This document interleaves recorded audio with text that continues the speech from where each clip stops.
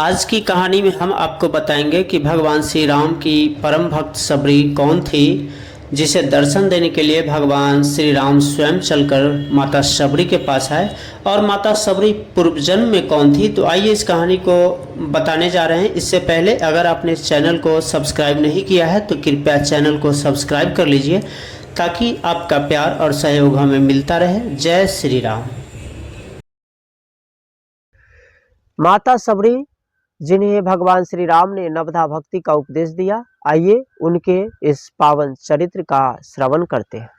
माता सबरी भील जाति की थी और अपने माता पिता के साथ जंगलों में रहा करती थी। माता सबरी जब 8-10 साल की थी तो उनके माता पिता को बड़ी चिंता हुई, और चिंता का कारण यह था कि माता सबरी ज्ञान और वैराग्य की बातें किया करती थी। उनके पिता ने किसी ब्राह्मण से पूछा कि मेरी पुत्री अल्प आयु में ही इस तरह की ज्ञान और वैराग्य की बातें करती है, मैं क्या करूं? तब उस ब्राह्मण ने उन्हें सलाह दिया कि आप इस कन्या का विवाह कर दीजिए। अब माता सबरी के जो पिताजी थे, वे अपनी पुत्री की विवाह की तैयारी करने लगे। एक दिन माता सबरी की माँ माता सबरी के बालों को सुलझा रही थी, बालों में कंघा कर रही थी। तो माता सबरी ने अपनी माँ से पूछा, उस समय माता सबरी की उम्र 8-10 साल रही होगी। माता सबरी ने अपनी माँ से पूछा कि माँ, पिताजी जंगल से इतने सारे जंगली पशुओं को लाला कर बाड़े में क्यों बंद कर रहे हैं? तब उनकी माँ ने कहा कि बेटी, तुम्हारे विवाह की तैयारी हो रही है और जो बाराती आएंगे उन्हें इन जंगली पशुओं का मांस बनाकर भोजन के रूप में परोसा जाएगा। माता सबरी ने जैसे ही सुना, उनके आश्चर्य का ठिकाना ना रहा। अब वे दिन रात सोचने लगी कि आखिर विवाह तो मेरा होगा, खुशी तो मेरे जीवन में आएगी, फिर इन निर्दोष पशुओं का क्या दोष है जिन्हें काटा जाएगा, जिन्हें मारा जाएगा? इससे अच्छा तो मैं विवाह ही न करूंगी। इन सब बातों पर चिंतन मनन करते हुए एक दिन माता सबरी ने रात में चुपके से पशुओं के बाड़े को खोल दिया और सभी जंगली जानवरों को मुक्त कर दिया। किसी ने माता सबरी को रात में उन पशुओं को मुक्त करते हुए देख लिया। इस डर से माता सबरी भी उसी क्षण जंगल में भाग गई और भागकर ऋष्यमुख पर्वत पर पहुंची, जहां लगभग 10,000 ऋषि मुनि रहते थे। माता सबरी उन ऋषियों से छिपकर एक गुफा में रहने लगी, और माता सबरी नित्य प्रतिदिन जो साधु संतों के आने जाने का मार्ग था, उसे रोज बुहारा करती। उन रास्तों के कांटे कंकरों को चून बीछकर उस पर बालू बिछाया दिया करती, और फिर उन ऋषियों के लिए कुंड के पास जाकर हवन सामग्री, लकड़ी वगैरह आदि इकट्ठा कर देती और फिर छुप जाती। जब सभी संत सुबह में स्नान करके आते तो देखते कि उनके कुंड के पास लकड़ी रखी हुई है, रास्ते में कंकर नहीं है, कांटे नहीं बिछे हुए हैं, जो कांटे थे वे चुने हुए हैं, बालू बिछे हुए हैं, पुष्प बिखरे हुए हैं। तो उन्हें आश्चर्य होने लगा, उन्हें लगा कि कोई माया का प्रभाव है। एक दिन सभी संतों ने विचार किया कि आखिर ऐसा होता क्यों है, हमें देखना चाहिए। एक दिन कुछ संतों ने छिपकर अहले सुबह देखा कि एक छोटी सी 10-12 साल की नन्ही सी कन्या रास्ते से कंकरों को हटाती है, रास्तों को बहारती है, उस पे पुष्प बिखेरती है, बालू बिछाती है, लकड़ी लाके कुंड के पास रखती है। अब उन्हें समझ में आ गया था कि यह कोई माया का प्रभाव नहीं, बल्कि यह छोटी सी कन्या कर रही है। ऋषियों ने उस लड़की को पकड़ लिया। पकड़ के सभी ऋषि इकट्ठे हुए, पूछा कि तुम कौन हो? तब माता सबरी ने कहा कि मैं भील जाति की हूँ और मेरा नाम सबरी है, मैं यहाँ इसी गुफा में रहती हूँ। तब सब ऋषियों ने कहा कि तुम भील जाति की हो, तुम ऋषियों के साथ कैसे रह सकती हो? तुमने तो ऋषियों का बड़ा अपमान किया है, और उसमें भी तुम कन्या हो, लड़की हो, तो तुम इन पुरुषों के साथ कैसे रह सकती हो?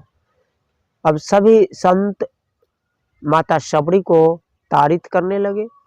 अब उसी समय मतंग ऋषि आए, और मतंग ऋषि ने कहा कि सबरी मेरी पुत्री के समान है, इसलिए मैं इन्हें अपनी पुत्री बनाकर पुत्री के रूप में अपने आश्रम में रखूंगा।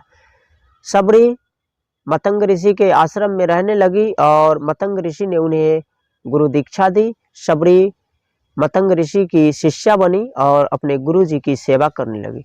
सबरी मतंग ऋषि के आश्रम में रहने लगी और दिन रात गुरु जी की सेवा करती, गुरु जी के चरणों की सेवा करती और गुरु जी जो कहते गुरु आज्ञा का पालन करती। बहुत समय जब बीत गया, गुरु जी यानी मतंग ऋषि जब बूढ़े हो गए, जब उनके देह छोड़ने का समय आया, तो उन्होंने एक दिन मतंग ऋषि ने माता शबरी को अपने पास बुलाया और बोला, बेटी मेरे देह त्यागने का समय आ गया है, इसलिए मैं इस धराधाम को छोड़कर चला जाऊंगा। माता शबरी गुरुदेव के चरणों से लिपट कर रोने लगी और कहने लगी कि मैं अब किसके सहारे जीवित रहूंगी। एक पिता को तो छोड़कर मैंने जंगलों का रुख किया, अब दूसरे पिता आप भी मुझे त्याग रहे हैं, तो मैं भला किसके सहारे जीवित रहूंगी। मतंग ऋषि ने शबरी को ढाढ़स बंधाया और बोला, बेटी तो राम नाम जपा करो और राम के सहारे अपना जीवन जिया करो। माता शबरी इतनी भोली थी कि उन्हें यह भी पता नहीं था कि ये राम कौन है। माता शबरी ने अपने गुरु मतंग ऋषि से पूछा कि ये राम कौन है, कहाँ मिलेंगे।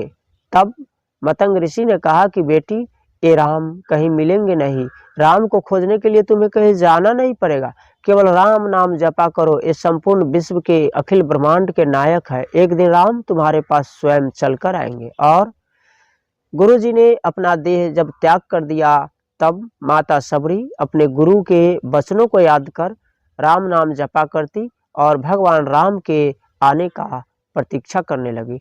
शबरी नित्य प्रतिदिन उसी तरह से जंगल के रास्ते के कांटों को बुना करती, उसको बहारा करती, उस पर पुष्प बिछाया करती और रोज आश्रम में बैठकर राम नाम जपा करती और इंतजार करती कि गुरु जी ने कहा है तो भगवान राम आएंगे।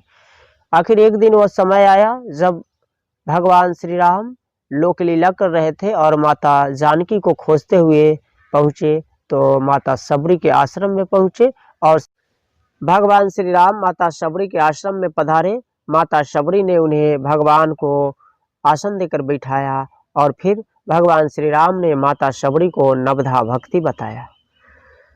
तो हम अब जानेंगे कि माता शबरी अपने पूर्व जन्म में कौन थी। कथा है कि माता शबरी पूर्व जन्म में परमहिषी नाम की एक रानी थी और एक दिन की बात है कि कुंभ क्षेत्र में रानी परमहिषी अपने राजा के साथ गए।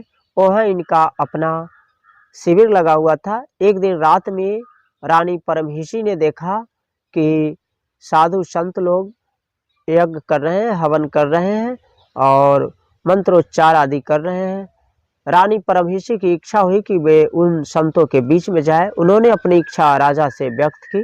राजा ने कहा कि तुम एक रानी हो और इन संतों के पास नहीं जा सकती हो, संतों के सामने नहीं जा सकती हो। अब रानी परमहिषी को बहुत ही दुख हुआ, कष्ट हुआ और उन्होंने राजा से कुछ नहीं कहा। जब रात गहरी हुई तो वे निकलकर त्रिवेणी के तट पर आई, संगम के तट पर आई और उन्होंने माता गंगा से प्रार्थना की कि हे माँ, अगर मुझे दोबारा जन्म मिले, पुनर्जन्म मिले, तो मुझे इन संतों के साथ रहने का सौभाग्य प्रदान कीजिए और मुझे कुरूप बनाइएगा, क्योंकि सुंदर मत बनाइएगा, क्योंकि सुंदर बन के तो मैं राजमहलों में कैद हूँ, इसीलिए मुझे कुरूप बना दीजिए और मुझे अगले जन्म में इतना वरदान दीजिए कि मैं इन संतों के साथ जीवन गुजार सकूं। उसके बाद रानी परमहिषी ने जल समाधि ले ली और जल समाधि लेने के बाद कहते हैं कि रानी परमहिषी का जन्म अगले जन्म में माता शबरी के रूप में हुआ, जो संतों की सेवा में अपना जीवन बिताया करती थी। जब भगवान श्री राम आए, माता शबरी को नवधा भक्ति का उपदेश दिया और तब माता शबरी ने अपने शरीर का त्याग किया। तो आज की कथा में बस इतना ही। कल मिलेंगे किसी नए कथा के साथ। तब तक के लिए राधे राधे, जय श्री कृष्णा।